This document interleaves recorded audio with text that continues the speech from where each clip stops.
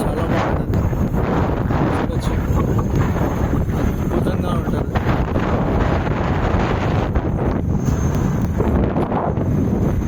కలియుగ ప్రత్యక్ష దైవం వెంకటేశ్వర స్వామి వారిని దర్శించుకోవడానికి వెళ్తున్నాం.